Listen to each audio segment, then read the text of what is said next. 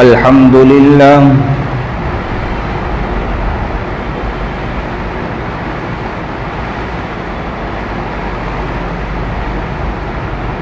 الحمد لله نحمده ونستعينه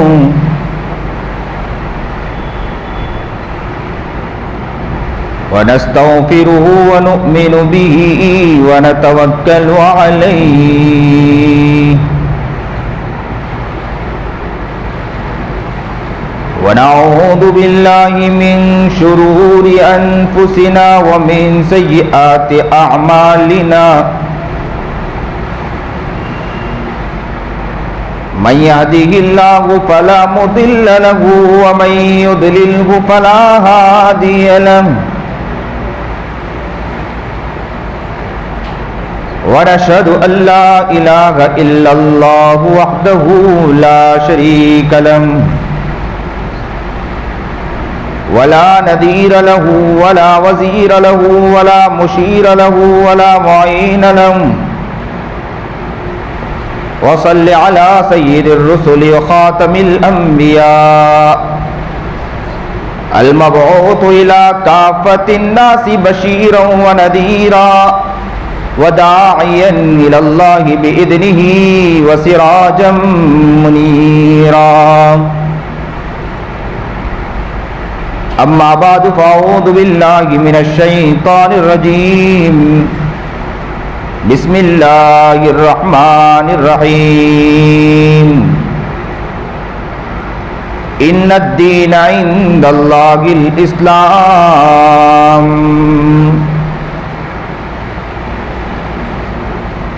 صدق الله العظيم وصدق رسوله النبي الكريم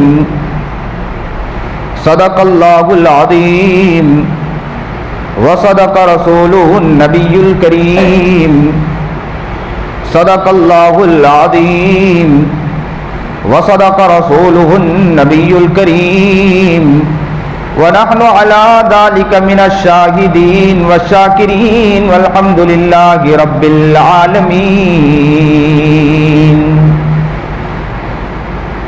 اللهم صل على سيدنا محمد وعلى آل سيدنا محمد وبارك وسلم اللهم صل على سيدنا محمد وعلى آل سيدنا محمد وبارك وسلم اللهم صل على سيدنا محمد وعلى آل سيدنا محمد وبارك وسلم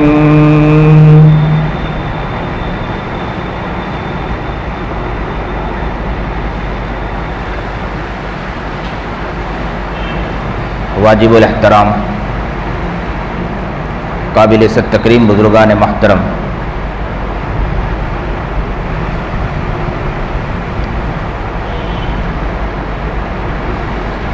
انسانی زندگی بہت قیمتی ہے۔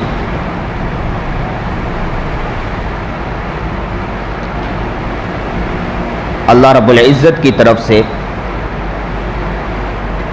بہترین اللہ رب العزت نے ہمیں یہ اعضاء عطا فرمایا، ایک جسم عطا فرمایا، یہ اللہ رب العزت کی ایک شاہکار ہے۔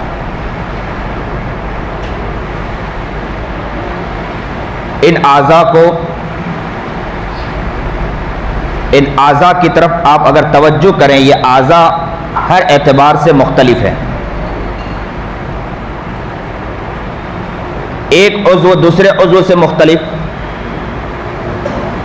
ایک حصہ دوسرے حصے سے مختلف ہے۔ آنکھ کا کام دیکھنے کا، لیکن یہ کام دیکھنے کا کام دوسرا عضو حصہ نہیں لے سکتا ہے۔ آنکھ دیکھتی ہے، مطلب یہ نہیں کہ کان بھی دیکھ سکتا ہے، زبان بھی دیکھ سکتی ہے۔ اگر کان سنتا ہے، مطلب یہ نہیں کہ کان جب سن رہا ہے تو آنکھ بھی سنے گی، زبان بھی سنے گی، ایسا نہیں ہو سکتا ہے۔ ہر اس حصہ الگ الگ ہے۔ آنکھ کا کام دیکھنے کا، کان کا کام سننے کا، زبان کا کام بولنے کا، لیکن یہ ایک دوسرے کی ضد ہے۔ آنکھ جب دیکھتی ہے تو دوسرے اعضاء اس کے ضد ہے، اس کے اپوزٹ ہے، وہ اس کے مطابق نہیں ہو سکتے۔ تو پتہ یہ چلا کہ ایک عضو دوسرے عضو کے ضد ہے۔ آنکھ دیکھتی ہے تو زبان دیکھنے والی نہیں ہو سکتی، زبان بولتی ہے تو آنکھ بولنے والی نہیں ہو سکتی، کان بولنے والے نہیں ہو سکتے۔ کان سنتا ہے تو اس کا مطلب یہ نہیں کہ دوسرے اعضاء بھی سننے والے بن جائیں۔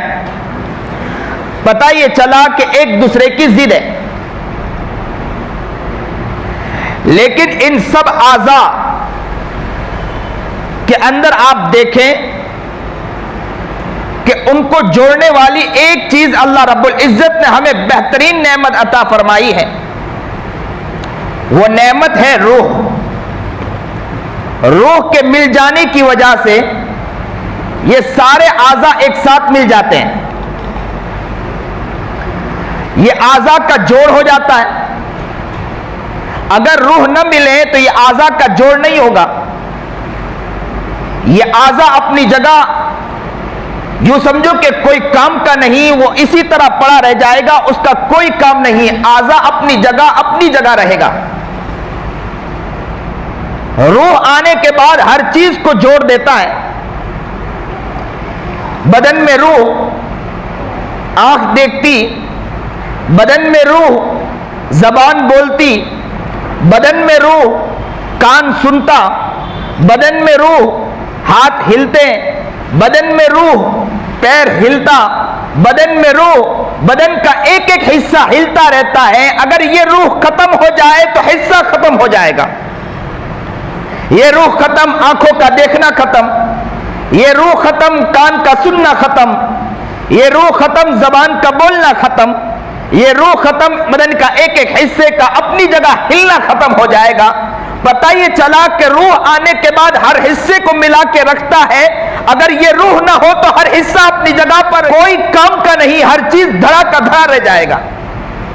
آنکھ دیکھ رہی دیکھنے کے حد تک، کان سن رہی سننے کے حد تک، زبان بول رہی بولنے کے حد تک، لیکن زبان کے حد تک ہے، دوسرے اعضاء کے اوپر اس کا کوئی طاقت نہیں ہے۔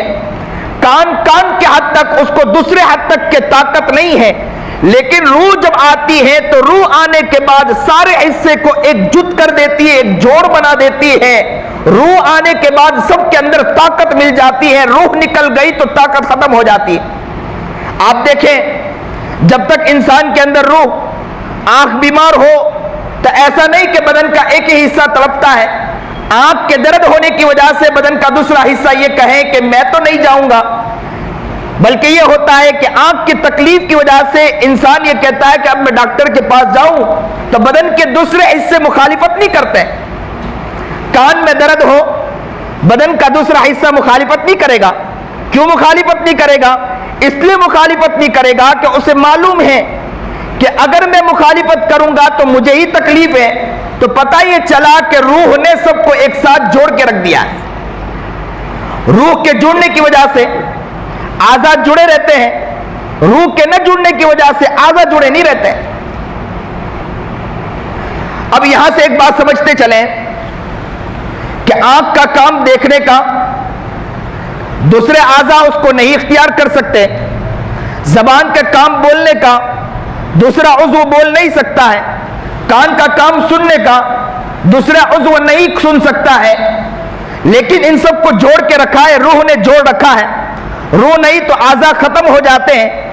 اسی طرح گھر کے معاملات کو دیکھیں، باپ کا کام اپنی جگہ، باپ کا کام بیٹی نہیں لے سکتی ہے، بیٹی کا کام اپنی جگہ، بیٹی کا کام باپ نہیں لے سکتا ہے، بیوی کا کام اپنی جگہ، بیوی کا کام اپنے باپ نہیں لے سکتے ہیں، شوہر کا کام اپنی جگہ، شوہر کی جگہ بیوی نہیں لے سکتی ہے۔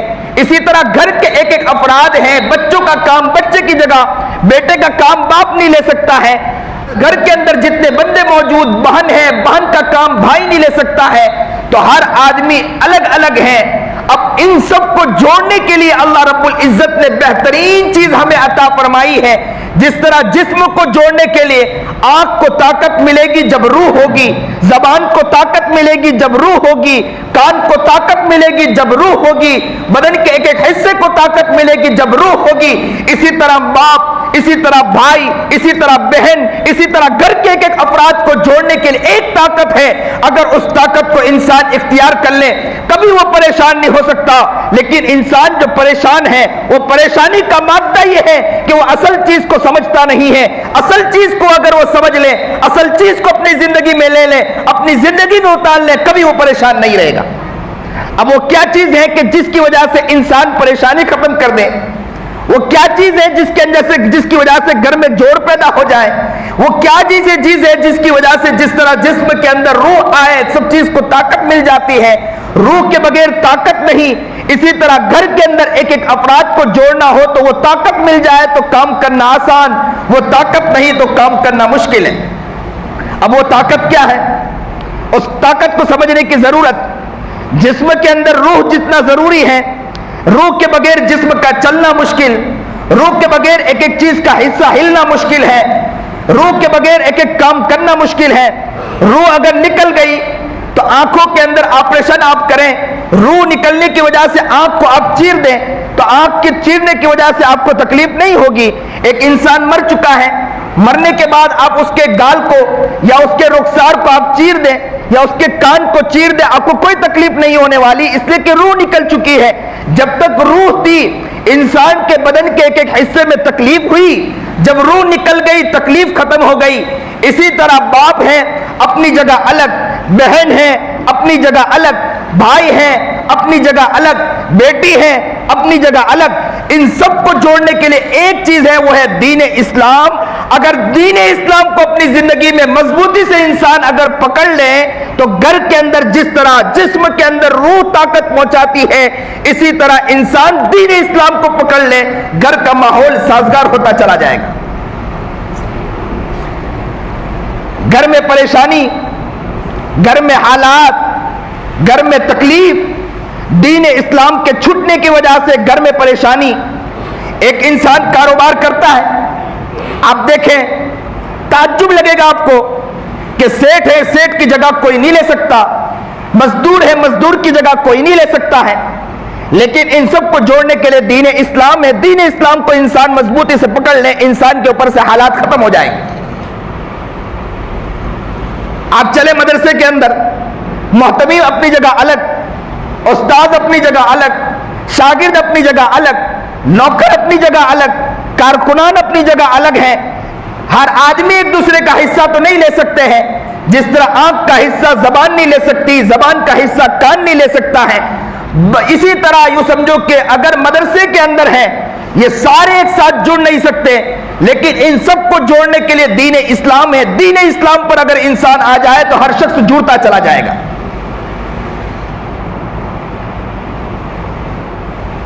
یہ زندگی میں دیکھنا ہے. کاروبار کرنے والوں کو کاروبار کے اندر پوچھے، وہ کہتے ہیں کہ حالات میں ہوں مولانا. انسان زندگی گزارنے والا زندگی کے اعتبار سے پوچھے کہ اگر وہ کہے تو یہ کہا جائے گا کہ وہ پریشان ہے. ایک انسان گھر چلاتا ہے، گھر کے اعتبار سے کہتا ہے مولانا میں حالات میں ہوں. زندگی کے اعتبار سے اسے سکون نہیں. اور سکون نبی کریم جناب سرکار دو عالم صلی اللہ علیہ وسلم نے ہمیں بتلائی، اور اللہ کی طرف سے بہترین نعمت ہے، وہ ہے دین اسلام. دین اسلام جس طرح انسان کے اندر روح ہے، روح کے بغیر انسان کا جسم نہیں چل سکتا، اسی طرح یاد رکھیں دین اسلام کے بغیر ہماری زندگی کا جو گاڑی ہے، زندگی کا جو حصہ ہے وہ بھی چل نہیں سکتا. زندگی کے حصے کو چلانے کے لیے دین اسلام کو مضبوط کرنا ہوگا. ایک مثال سے اور سمجھتے چلیں. اگر دو کاغذ کو جوڑنا ہو تو آپ کو گوند کا استعمال کرنا ہوگا. دو کاغذ کے جوڑنے کے لیے گوند کا استعمال، گوند کے بغیر دو کاغذ جڑ نہیں سکتے، اور اگر جڑ جائیں تو اسے الگ کرنا بہت مشکل ہوتا ہے. دو لکڑیوں کو جوڑنے کے لیے گوند کی ضرورت نہیں پڑے گی، کیل کی ضرورت پڑے گی. آپ کیل کے ذریعے دو لکڑی کو ایک ساتھ جوڑیں گے، اسی طرح آپ اگر دو کپڑے کو جوڑنا چاہیں تو کیل کے ساتھ نہیں جڑے گا، وہ گوند کے ساتھ نہیں جڑے گا، بلکہ تاگا لینا پڑے گا آپ کو سلائی کے لیے، اور سوئی لینی پڑے گی اور سوئی اور تاگے کے ذریعے اس کو جوڑنا پڑے گا۔ اسی طرح دو لوہے کو جوڑنا ہے تو دو لوہے کے لیے گوند کی ضرورت نہیں ہے، اس کے لیے آپ کو ویلڈنگ کرنا پڑے گا۔ اب ویلڈنگ کر لیں، دو کپڑے کو تاگے کے ساتھ سوئی کے ذریعے ایک ساتھ جوڑ لیں تو یہ الگ نہیں ہوتے، ایک ساتھ جڑ جاتے ہیں۔ الگ کرنے کے لیے آپ کو اس کے لیے کافی مشقت اختیار کرنی پڑے گی، تب جا کے وہ الگ ہوں گے۔ اسی طرح کہا گیا کہ یہاں ایک سوال پیدا ہوتا ہے کہ دو آدمی کو جوڑنے کے لیے کیا کرنا پڑے گا؟ تو شریعت نے جو ہمیں بتلایا، اللہ نے جو ہمیں بتلایا ہے کہ دو آدمی کو جوڑنے کے لیے، معاشرے کو جوڑنے کے لیے، کاروبار کو جوڑنے کے لیے، ہر چیز ایک ساتھ کے اندر محبت اور سکون پیدا کرنے کے لیے دین اسلام کو اپنی زندگی میں لانا ہوگا۔ دین اسلام آیا، آپ ایک جڑتے چلے گئے، نہیں ہے تو آپ کے لیے پریشانی کا سبب۔ قرآن کریم کہتا ہے ان الذین آمنوا وعملوا الصالحات سیجعل لهم الرحمن ودا، بے شک جو لوگ ایمان لائے اور اچھے اعمال کیے۔ دیکھو قرآن کیا کہتا ہے، جو ایمان لائے اور اچھے اعمال کیے، اللہ تعالیٰ ان دونوں کے دل کو ایک ساتھ جوڑ دیتا ہے۔ قرآن اللہ کا کلام، قرآن کی کوئی باتیں جھوٹی نہیں ہو سکتی۔ قرآن نے جو بات کہی ساری باتیں سچی ہے۔ اللہ خود فرما رہا ہے کہ ان الذین آمنوا وعملوا الصالحات سیجعل لهم الرحمن ودا، جو لوگ ایمان لائے اور اچھے عمل کیے، سیجعل لهم الرحمن ودا، وہ یاد رکھیں کہ اللہ تعالیٰ ان کے دلوں کے اندر محبتیں آپس میں ڈال دیتا ہے۔ اب انسان دین اسلام کو اپنی زندگی میں لایا اور دین اسلام کے مطابق زندگی گزارنے لگا تو آپس میں ان دونوں دلوں کے اندر اللہ تعالیٰ محبتیں ڈال دیا کرتا ہے۔ آج دیکھیں، ایک کاروبار کرنے والا کاروبار کر رہا لیکن بیچ میں دین اسلام نہیں، جسم کے اندر روح نہیں تو جسم کی طاقت ختم۔ روح کے بغیر انسان کو ہم موت کہہ دیتے ہیں، میت کہہ دیتے ہیں کہ میت ہے، یہ مردہ انسان ہے۔ اسی طرح جس گھر کے اندر دین اسلام نہیں وہ گھر مردہ، جس دکان کے اندر دین اسلام نہیں وہ دکان مردہ، جس مدرسے کے اندر دین اسلام نہیں وہ مدرسہ مردہ، جس معاشرے کے اندر دین اسلام نہیں وہ معاشرہ مردہ ہو چکا۔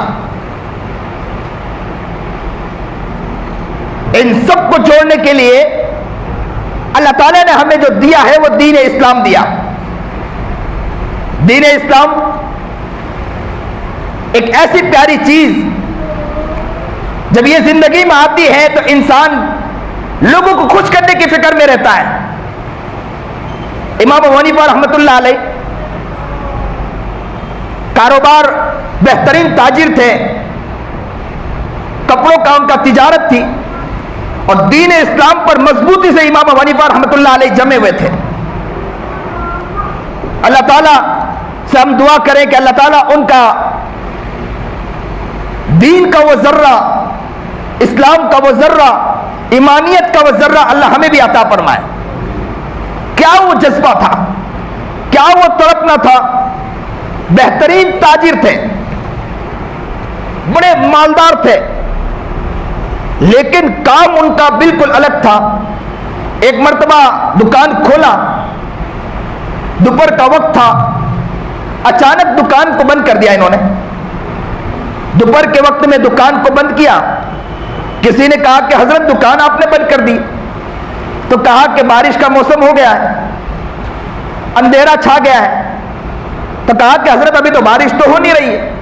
تو کہا کہ اندھیرا چھا چکا ہے، کوئی شخص آئے میرے دکان پر اور میرے دکان پر کوئی کپڑا خریدے اور وہ کپڑے کی پہچان نہ کر پائے کہ مجھے کیسے کپڑے لینا ہے، اور وہ کپڑا لے کر چلا گیا گھر کے اندر، اور گھر میں جا کر جب اسے روشنی کے اندر معلوم ہو کہ میں کپڑا صحیح نہیں لا پایا، تاگا صحیح نہیں لا پایا، اور یہ سارا کپڑا جو لایا ہوں وہ بالکل صحیح اعتبار سے نہیں لا پایا ہوں تو اس کا نقصان ہوگا، اور نقصان کا میرے دل میں تکلیف ہے، تو میں بھی چاہتا ہوں کہ کپڑا میں اسی طرح بیچ دوں۔ اللہ اکبر کبیرہ۔ یہ ہے دین اسلام۔ دین اسلام کی وجہ سے انسان کے دل میں دوسروں کا خیال ہے۔ ایک صحابی رضی اللہ تعالیٰ عنہ کے بارے میں آتا ہے، مسلمانوں سنو اور دل کے کانوں سے سنیے اور دل کو جگائیے کہ ہمارا دل کتنا سویا ہوا ہے، ہم کتنا لوٹنے کے پیچھے پڑے ہیں، انسان کو کھانے کے پیچھے پڑا ہے، آج انسان وحشی بن چکا ہے، دین اسلام پر نظر نہیں آتا ہے۔ پتہ یہ چلا کہ ہر انسان ایک دوسرے کے گرانے کے چکر میں پڑا ہے، ہر کام کرنے والا ایک دوسروں کو گرانے کے چکر میں پڑا ہے، ہر ایک انسان ایک دوسرے کے پیچھے پڑا ہے۔ وہ یہ نہیں سمجھتا ہے کہ ہمیں کامیاب ہونے کے لیے دین اسلام پر آنا ضروری ہے۔ کام کرنے والا انسان ایک دوسرے کے بارے میں مخالف نہیں سوچتا، کام کرنے والا انسان ایک دوسرے کے بارے میں بگاڑ نہیں سوچتا، دین اسلام پر رہنے والا انسان کسی کے خلاف نہیں سوچتا ہے، اچھا سوچتا ہے۔ ایک صحابی رضی اللہ تعالیٰ عنہ کے بارے میں آتا ہے، عجیب و غریب واقعہ ہے کہ وہ صحابی رضی اللہ تعالیٰ عنہ ایک گھوڑا لے کر آئے، 1000 درہم میں گھوڑا لائے اور گھر پہ گھوڑا لے کر آ کر باندھ دیا، رات کو سوئے، صبح اٹھے، ان کا ساتھی ملنے کے لیے آیا، کہا کہ دیکھو کتنا اچھا میں گھوڑا لایا۔ انہوں نے گھوڑا دیکھ کر کہا کہ یہ تو بہت پیارا گھوڑا ہے، 1500 درہم کا ہوگا۔ تو کہا کہ 1500 درہم؟ تو کہا کہ ہاں 1500 درہم کا ہو سکتا ہے، اس لیے کہ اتنا پیارا گھوڑا ہے۔ تو فوراً کہا کہ ابھی رکیے، اور انہوں نے فوراً 500 درہم اور نکالا اور فوراً اپنے پاس جو ساتھی کے پاس سے خریدا تھا ان کے پاس پہنچے اور کہا کہ میں نے 1000 درہم میں خرید کر لے گیا تھا، لیکن میں نے جب مجھے پتا چلا کہ یہ تو 1500 درہم کا ہے، میں 500 درہم دوبارہ دینے آیا۔ اللہ اکبر کبیرہ۔ مسلمانوں ملک نظر نہیں آتا ہے، ایمان والوں ملک نظر نہیں آتا ہے، یہ جگہ نظر نہیں آتی ہے، ایک ایک گاؤں تلاش کرتے مشکل ہو جاتا ہے، ایک ایک علاقے ڈھونڈ ڈھونڈ کر ملنا مشکل ہو جاتا ہے کہ کوئی ایسا علاقہ نظر آئے جو دین اسلام پر چلنے والے ہو۔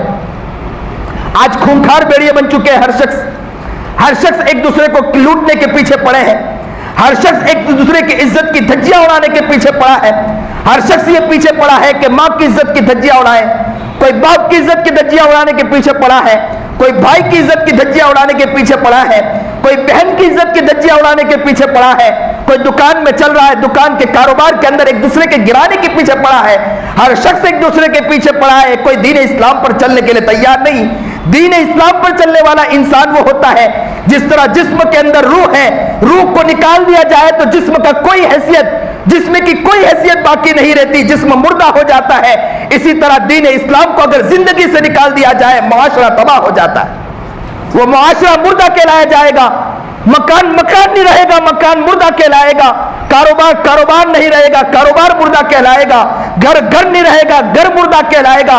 آج کل باپ آتا ہے کہتا ہے کہ بیٹے ماں بات نہیں مانتے مولانا، آج کل کتنے لوگ آتے ہیں اور آ کر کہتے ہیں کہ ہماری وہ بات نہیں مانتے حضرت، یہ نہیں ہوتا ہے، لیکن بات یہ یاد رکھے کہ دین اسلام پر اگر ہم چلنے والے بن جائے تو ہر شخص کے اندر اللہ ہی محبت ڈالنے والا ہے۔ قرآن کا پیغام سچ، قرآن کبھی جھوٹ نہیں بول سکتا، قرآن کی ایک بات سچی ہے۔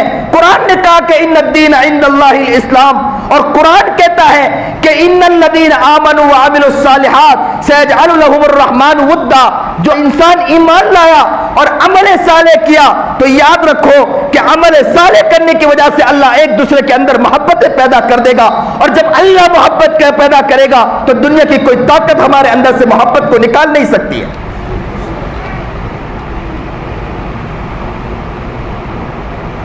بغداد کے اندر مرکزی حکومت تھی، بغداد ایک وقت کے اندر بغداد ایک مرکزی حکومت تھی۔ کافروں نے دیکھا کہ بغداد اتنا کامیاب کیوں ہو رہا ہے، وہاں کے مسلمان کامیاب ہو رہے ہیں، وہاں کے بادشاہ بہت کامیاب، ہر جگہ جہاں جاتے ہیں ملک فتح ہوتا چلا جاتا ہے، بات کیا ہے، معاملہ کیا ہے؟ تلاش کی گئی، کفاروں کا ملک تھا، انہوں نے اپنے ہاں سے ایک شخص کو بھیجا کہ جاؤ مسلمانوں کے ملک میں جا کے دیکھو کہ معاملہ کیا ہے۔ آج کہاں وہ مسلمان ملک یا کہاں وہ لوگ نظر آتے ہیں جو ایک دوسرے کے بارے میں اچھائیاں سوچیں؟ کہاں اچھائیاں سوچنے کا؟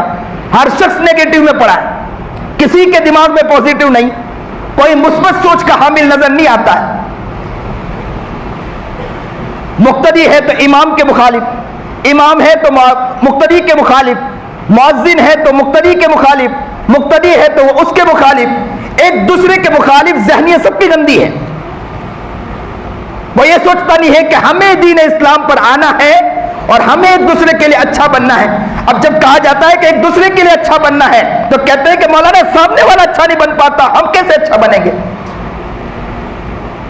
نبی کریم جناب سرکار دو عالم صلی اللہ علیہ وسلم نے ہمیں یہ تو تعلیم نہیں دی ہے کہ دوسرا اچھا بنے یا نہ بنے.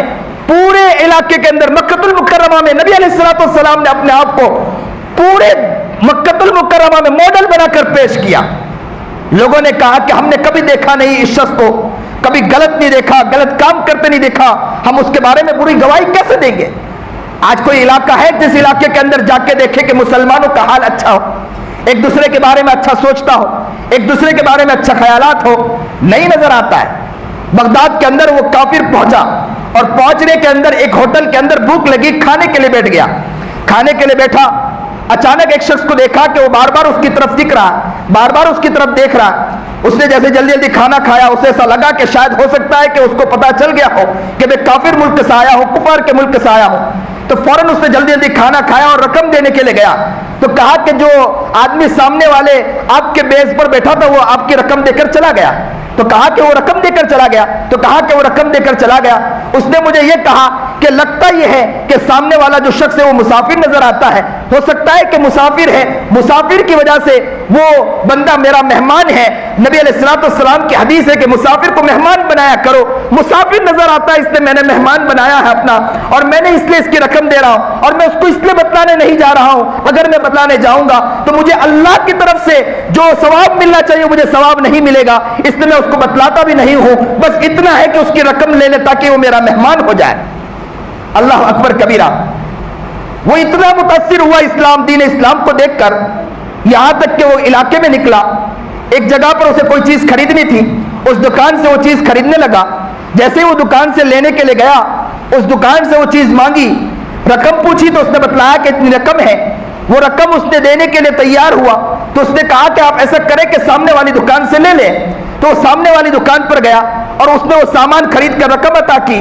رقم دینے کے بعد اس نے پھر دوبارہ اس دکان پر آیا اور آ کر کہا کہ آپ کی دکان پر یہ سامان تھا, لیکن آپ نے وہ سامان نہیں دیا بلکہ آپ نے سامنے والی دکان پر بھیج دیا. بات کیا مجھے سمجھ میں نہیں آتی ہے. تو اس نے عجیب بات کہی کہ مسئلہ یہ ہے کہ صبح سے ابھی تک کے بہت سے لوگ آ کر گئے, مجھ سے سامان لے کر چلے گئے. سامنے والی دکان پر دیکھ رہا ہوں کہ ابھی تک کوئی شخص نہیں آیا ہے. میرے دل میں خیال آیا کہ اس کے گھر میں اس کی بیوی ہے, میرے دل میں خیال آیا کہ اس کے گھر میں اس کے بچے ہیں, وہ گھر میں جائے گا, بچے نے اگر کچھ رقم مانگی اس کے پاس دینے کے لیے نہ ہو تو اس کا دل ٹوٹ جائے گا. اس لیے میرے دل میں خیال آیا کہ سامنے والے کی دکان سے لے لے, اگر وہ رقم وہاں مل جائے گی تو اس کا فائدہ ہو جائے گا. یہ ہے دین اسلام جو مسلمانوں کو ایک ساتھ جوڑ کے رکھتی ہے. جب دین اسلام, یہ روح نکل گئی, انسان کے جسم سے روح نکلنے کے بعد انسان مردہ کہلاتا ہے. معاشرے کے اندر سے دین اسلام نکل گیا, معاشرہ مردہ کہلائے گا. آج پوری دنیا کی طرف نظر اٹھا کے دیکھو, مسلمان ملک ہو یا گاؤں ہو, کریا ہو, جہاں ایک ساتھ مسلمان مل کے رہتے ہو, معاشرہ دیکھتے ہیں تو نظر آتا ہے کہ پورا کا پورا معاشرہ مردہ نظر آتا ہے. ایک دوسرے کے بارے میں کوئی محبت نہیں, ایک دوسرے کے بارے میں کوئی خیال نہیں, ایک دوسرے کے بارے میں کوئی فکر نہیں. ایک صحابی کے بارے میں آتا ہے نا کہ نبی علیہ السلام کی خدمت میں بیٹھے تھے, اللہ کے رسول نے پوچھا کہ کوئی ہے جو اس مہمان کو دعوت دے. تو فوراً ایک صحابی کھڑے ہوئے اور کہا کہ اللہ کے رسول اس مہمان کو میں لے جاؤں گا, اور گھر پر لے کر آئے. گھر پر لے کر آئے, عورت سے کہا کچھ کھانے کے لیے ہے, تو کہا کہ کھانے کے لیے اتنا ہے جتنا بچوں کو کھلا سکے, اور بچے کئی دن ہو گئے کھانا نہیں کھایا, بچے بھوک کے اندر رو رہے ہیں. تو کہا کہ ایسا کریں, مہمان کے لیے میں اللہ کے رسول سے کہہ کر آیا ہوں کہ مہمان کو دعوت دینی ہے, آج میں مہمان کو لے کر آیا ہوں, آپ ایسا کریں کہ اللہ کے رسول کا, میں نے اللہ کے رسول سے کہا ہے آپ بچے کو بہلا پھسلا کے سلا دے کہ ابھی کھانا بن رہا ہے. بچے جب سو جائے تو آپ ایسا کریں کہ چراغ جو ہے نا, چراغ کو آپ اس کو جلانے کے بہانے سے تم وہاں جائیں اور اس کو دھیرے سے بجھا دے, تاکہ مہمان کو یہ لگے کہ ہم بھی کھا رہے ہیں اور ہم ایک ساتھ شریک ہو جائیں. اور جب کھانا رکھا گیا, چراغ کو اس عورت نے بجھا دیا دھیرے سے. مہمان نے کہا کہ چراغ کیوں بجھ گیا؟ تو کہا کہ چراغ اس لیے بجھا ہے کہ چراغ میں وہ ہو سکتا ہے کہ تیرے تیل کم ہو, تیل کے کم ہونے کی وجہ سے چراغ بجھ چکا. اور وہ مہمان بیٹھ گئے اور مہمان کے سامنے وہ شخص اس طرح کھانے لگے کہ جیسے لگا کہ میزبان بھی ساتھ کھا رہا ہے, اور وہ مہمان نے کھا لیا. اللہ اکبر کبیرہ. یہ معاشرہ تب بنتا ہے جس کے گھروں میں دین اسلام آتا ہے, جس کے گھروں میں دین اسلام نہیں ہوتا معاشرہ تباہ و برباد ہو جاتا ہے. آج بھائی بھائی کا نہیں, बहन भाई का नहीं, घर में माशरा तबाह, माशरे में पूरा माशरा मुर्दा नजर आता है, दुकान देखे मुर्दा नजर आता है, कारोबार देखे मुर्दा नजर आता है। हमारे हजरत वाला मौलाना खलील रहमान सज्जाद नौमानी कहते हैं, मैं करिया करिया घुमा, मैं इलाके घुमा, मैं जगह जगह घुमा, लेकिन मुझे कोई इलाका नजर नहीं आया जो दीन इस्लाम पर चलने वाला। दाढ़ी और टोपी के होने की वजह से, अमामा बेहतरीन पहन लेने की वजह से, रुमाल और कसीदा अच्छे रख लेने की वजह से ऐसा न समझे कि वो दीन इस्लाम पर है। दीन इस्लाम पर तो वही होता कि जो दीन इस्लाम को हकीकी एतबार से दिल में उतार दे। अगर दीन इस्लाम नहीं तो बेहतरीन अमामे लगा कर आ जाए, दीन इस्लाम पर नहीं बेहतरीन टोपी लेकर आ जाए, दीन इस्लाम पर नहीं बड़ी से बड़ी तस्बीह लेकर घूमे, दीन इस्लाम पर नहीं बड़ी से बड़ी दाढ़ी लगाकर घूमे, लेकिन याद रखो उससे दुनिया को कोई फायदा होने वाला नहीं है। दीन इस्लाम पर हकीकी माने में आना जरूरी है। मुआशरा तबाह हो गया, इलाके बर्बाद हो गए, मुर्दा इलाके नजर आ रहे हैं। दीन इस्लाम पर अगर हकीकी माने में मुसलमान आने की कोशिश करें तो याद रखें कि मुआशरे के अंदर तस्कीन, मुआशरा बेहतरीन होना शुरू हो जाएगा। हमने नबी अलैहिस्सलाम के इलाकों के अंदर देखा और नबी अलैहिस्सलाम के सहाबा को देखा कि पेट पर पत्थर बंधे लेकिन उनके दिल को सुकून हुआ करता था। हज़रत फातिमा रज़ी अल्लाह ताला अन्हा को देखा कि पेट पर पत्थर लेकिन दिल को सुकून। सहाबा को देखा कि घर में खाना नहीं दिल में सुकून। माशरे के अंदर देखा कि नबी अलैहिस्सलाम के सहाबा को तपती रेत के अंदर लिटा दिया गया, धूप के अंदर लिटा दिया गया, लेकिन दिल को सुकून। वो मोहम्मद अरबी जनाब सरकार दो आलम सल्लल्लाहु अलैहि वसल्लम से उनका दिल हिलता नहीं था, उनका दिल इधर से उधर होता नहीं था। आप देखें ऐसे सहाबा के बारे में भी आता कि तेल के अंदर डाल दिया गया लेकिन उनके जिंदगी से इस्लाम को नहीं निकल पाए, इसलिए कि दीन इस्लाम को अपनी जिंदगी में ऐसा उतार लिया, दीन इस्लाम को अपनी जिंदगी में ऐसे बिठा लिया था कि हजारों हालात आ जाए, हजारों परेशानियां आ जाए, सर पर रोड मार दिया जाए, सर को चीर दिया जाए, अगर उनको बीच में से चीर दिया गया लेकिन उसके बावजूद उनके दिल के सुकून को किसी ने खींच नहीं पाया।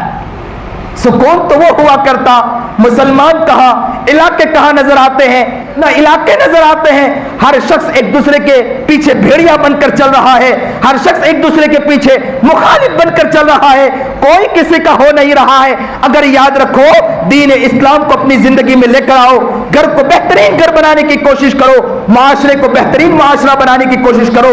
इन्न दीन इंदल्लाहिल इस्लाम, याद रखो अगर इस्लाम पर, दीन पर बेहतरीन आ जाए और अगर जिंदगी के अंदर अगर ये सारी चीज आ जाए तो क़यामत भी आ जाए, कोई भी चीज आ जाए या कोई हालात आ जाए, इंसान को कोई परेशानी कभी नहीं आ सकती है।